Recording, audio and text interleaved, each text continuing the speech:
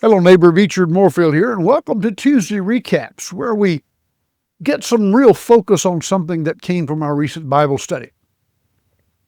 Recently, I was talking about the story of the Syrophoenician woman found in Matthew chapter 15, who came to Jesus and told him that her daughter was vexed of a demon.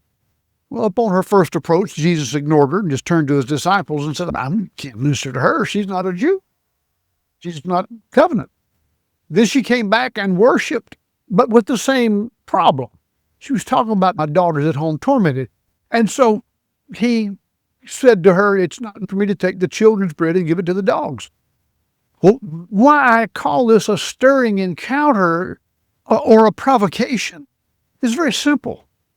Jesus wanted to help her, but her first approach came from her position of need. It didn't come from faith. It came just because I've got a need and you can handle it.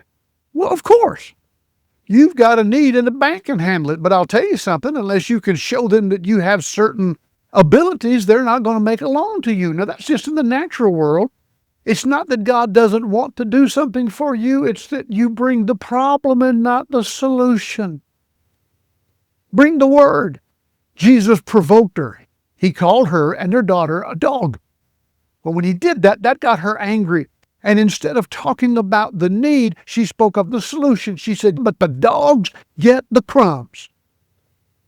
You see, she just brought up a solution to the problem, not the problem. Well, that's a truth. She latched on to truth rather than holding on to a problem. And when she did that, Jesus responded, go your way, your daughter's whole. So when you come to the Lord, what are you doing? Are you bringing your problem or are you bringing the solution? Why don't you make it a stirring encounter? Instead of forcing God to provoke you, why don't you provoke him by calling things that be not as though they are, by saying what you desire, and then believe in God because that's what his word says. And you'll have what you say. Get your prayer answered and give him praise.